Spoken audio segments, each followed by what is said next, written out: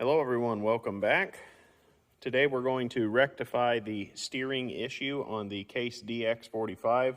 I have some brand spanking new M12 by 30 bolts. These are 1.75 threads as well. Have my tap here to chase the holes. And I also have some Loctite 242. This is the thread locker. I'm going to set you guys up on the mini tripod and see if I can scurry under this machine. Got the cardboard out already, and let's get started. Ladies and gentlemen, we are underneath the machine. One of the easiest things I've found to use over the years is just a battery drill. Put your tap in it. Kind of want to go very tender. Make sure you're not cross-threading.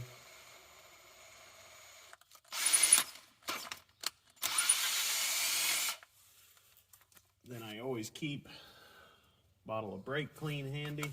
Spin it and clean it.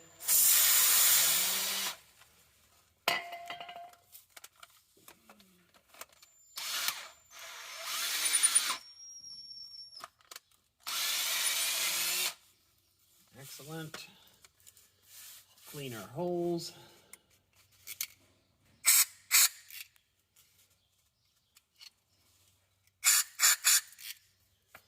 That's good. Test our bolts. Oh yeah, that's good. Excellent. Clean our bolts off real quick. The good thing, I should say, about the brake cleaner is that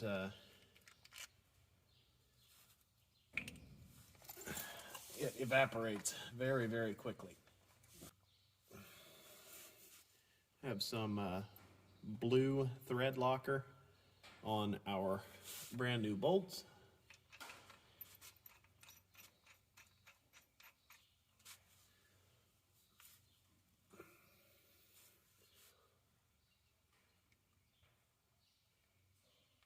If you haven't already, make sure you subscribe, comment below.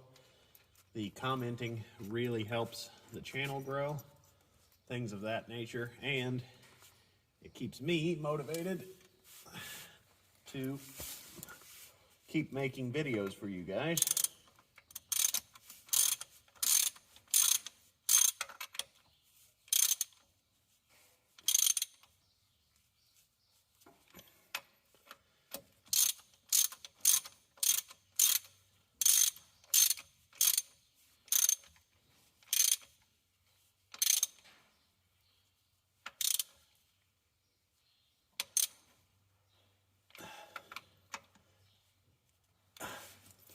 All right, those babies are torqued.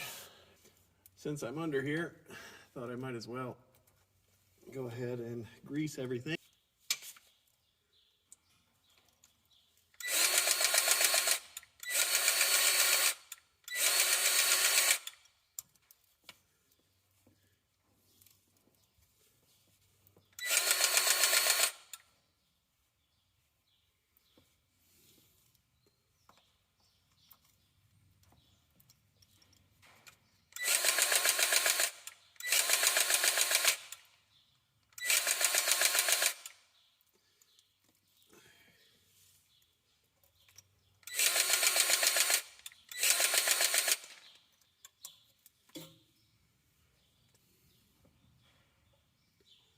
That should take care of this side.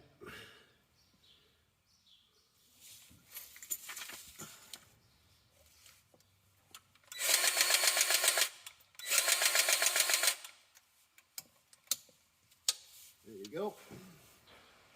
We are always using the blue tractor to the right and the red tractor. So I thought while I was here doing a little bit of maintenance, getting our steering fixed up, I might as well go ahead and grease the loader.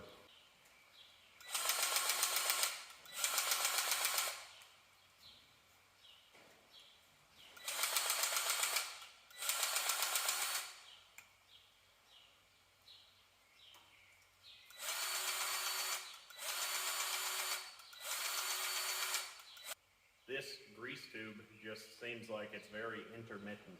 You can clearly hear when you're pumping grease and when you're not.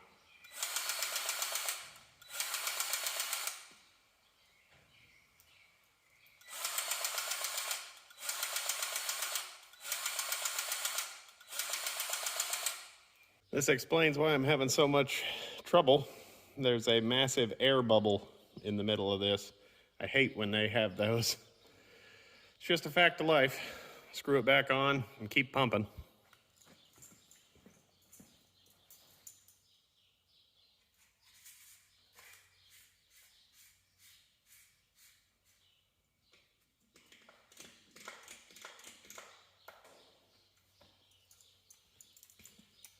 One of the tricks to grease guns, forget this little bleeder right up here.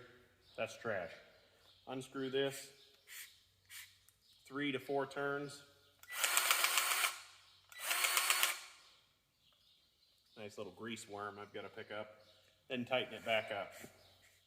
It's the most efficient way to get the air out of the system.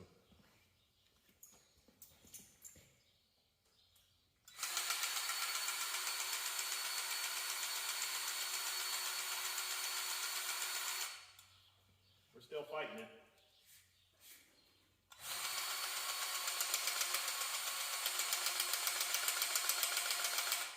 There we go. We got it now.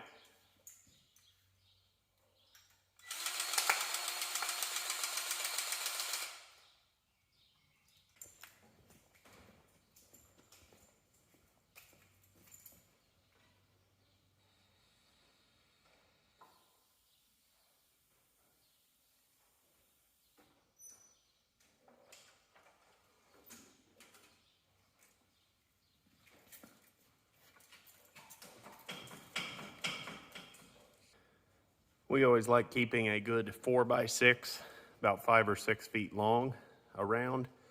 It just works out. It's a handy size for propping up loaders, things of that nature, propping up forklifts, excuse me, so you can service them, lube things up, check things out without getting killed. When I was in grade school, an acquaintance of mine lost their father to a hydraulic loader falling on them, and ever since then, I've always tried to be as safe as possible when messing with hydraulics.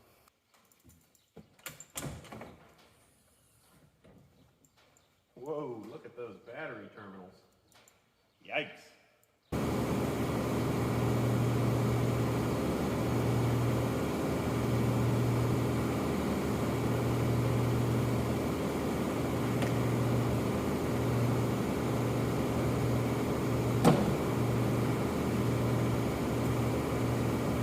I think we can definitely dress up these battery terminals just a little bit, for sure. We'll bring you along.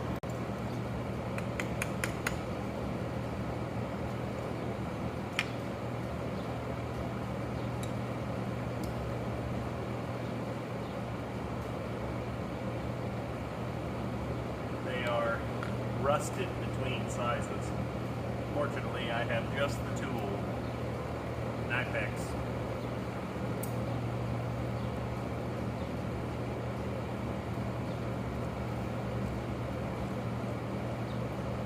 There was a gentleman that commented down below saying that I was pronouncing it wrong. I definitely should look it up. But I'm just about sure it'll be pretty hard to break the habit of calling them Knipex. I think he said it was Knipex. You guys comment down below, let me know. Handy little buggers, that's what I can tell you. Oh boy. I have to spread those.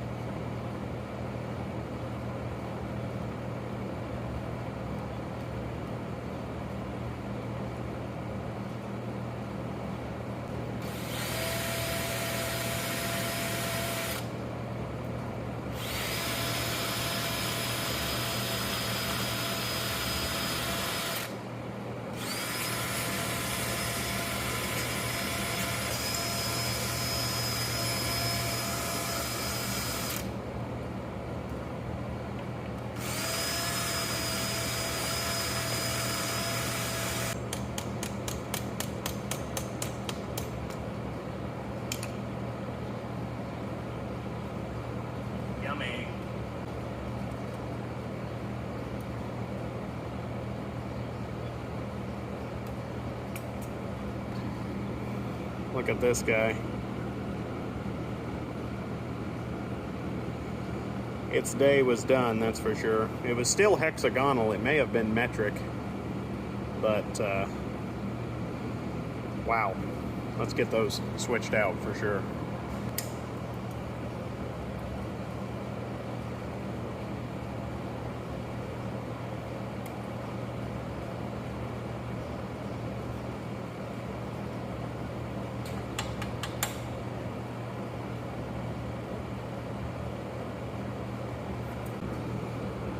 This is exactly why I do the maintenance that I do before I have hay on the ground and it's time to go, and you get all the way to the field, shut your tractor off, go get your truck, fire up the baler, whatever, then you come back with bales on the ground and it goes click.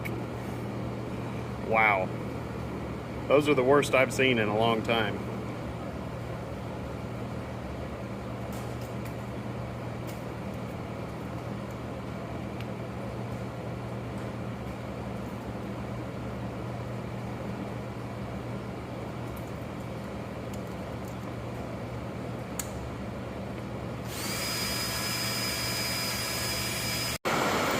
Guys, I went to the shop to grab some hardware, and a goose grounder set in. Forklifts are getting wet, all kinds of crazy stuff. Check back in once I get back to Charlie's house. Oh man, Charlie's window's down. I gotta go. Charlie was running out at the same time. He's camping out now. We made it back out, barely, with the big rain shower. Hopefully you guys can hear me. Went back for two reasons. One, to grab hardware. And these little wire brushes are absolutely the best for cleaning the inside of battery terminals. Put our fresh bolts in now.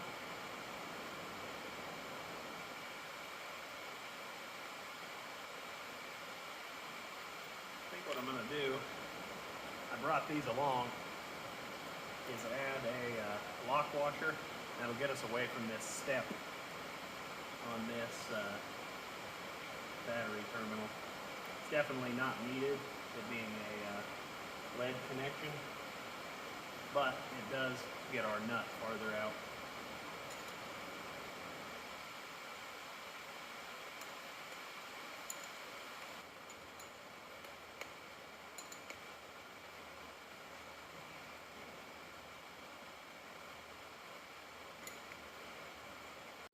Our final step with the battery terminal cleaning is this battery terminal protector. It's just a red lacquer. Get it at any of your auto parts store. This just happens to be Max from Napa. It works really, really well. I like a nice liberal coating. And the same for the negative.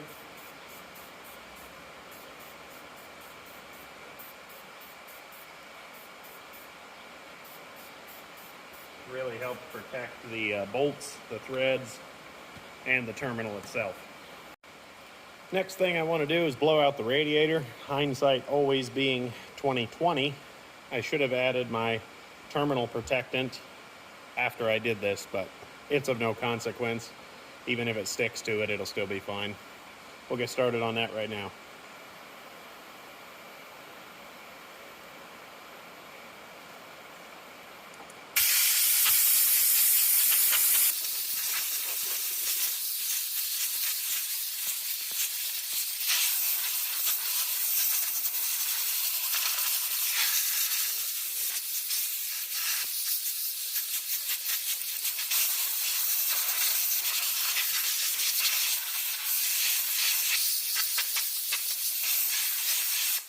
One of the last things I want to do is check the air breather. I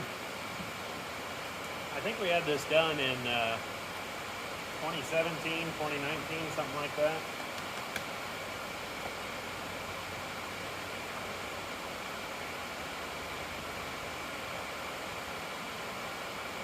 Looks to be pretty good. Oh, yeah, 1507 hours, so about 150 hours ago, give or take. And yeah, 2019. Sweet. I'll go ahead, give it a good blow with the blow gun. The inner filter looks pretty good. I'll go ahead and put the cap back on before we blow all these particles out.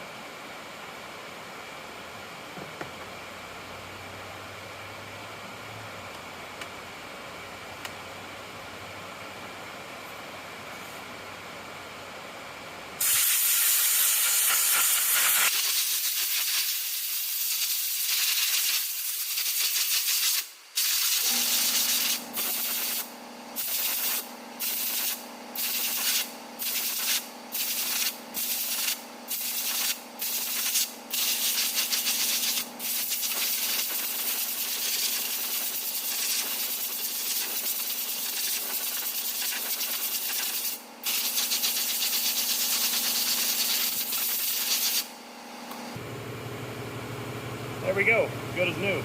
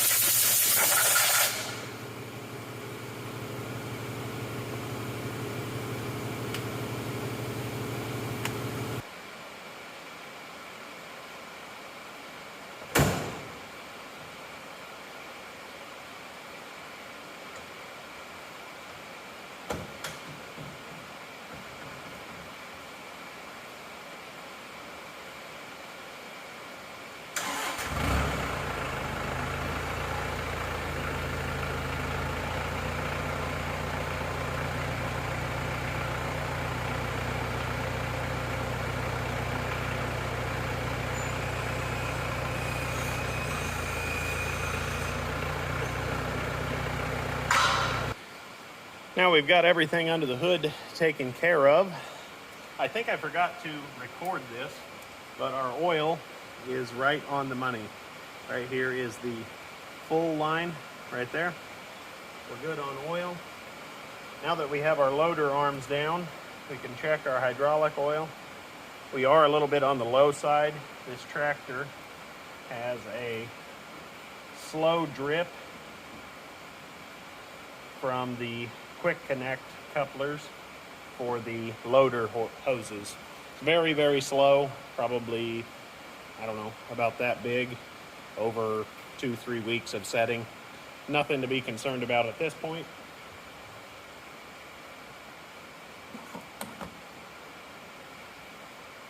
When they get worse, I will address them. But until that point, just keep an eye on our oil.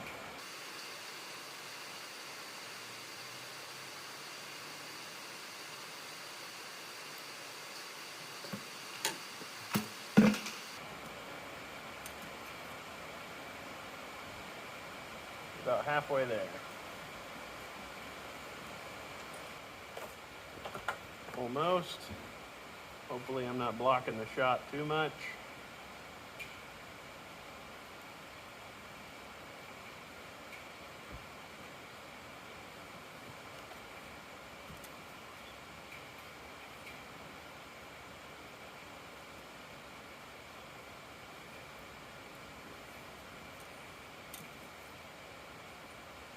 There we go.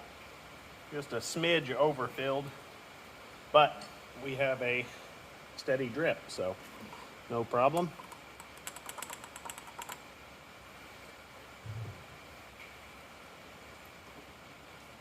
Then we have one more oil dipstick to check.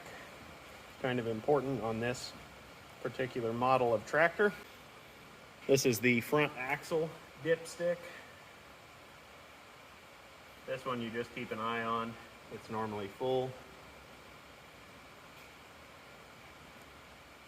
I don't know how well that will turn out on camera, but we're well up on the dipstick. we're good on that. We have all the fluids checked, greased everything, checked everything over on the DX45. Now we can turn our attention to the TC45DA. That's my tractor out there with the cab, and we will repeat the process. Get you guys on the tripod and roll the time lapse.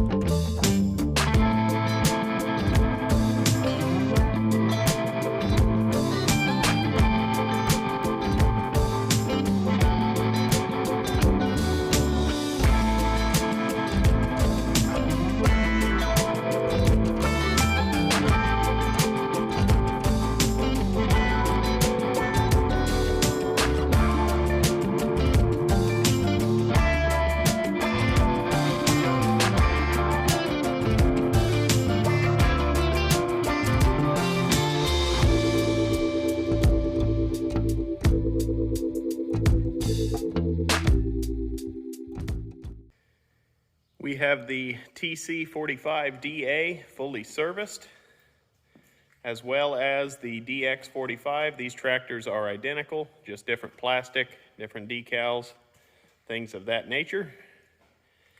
We were able to preemptively put thread locker on our steer cylinder bolts, and I had to previously glue this side of the little windshield seal down, so I did the same thing on the other side.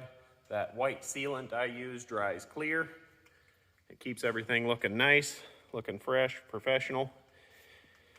We greased everything. Everything took grease well. Checked all of the fluids. That all checked out. Blew out our radiators, blew out our air filters. You've watched all that in the video.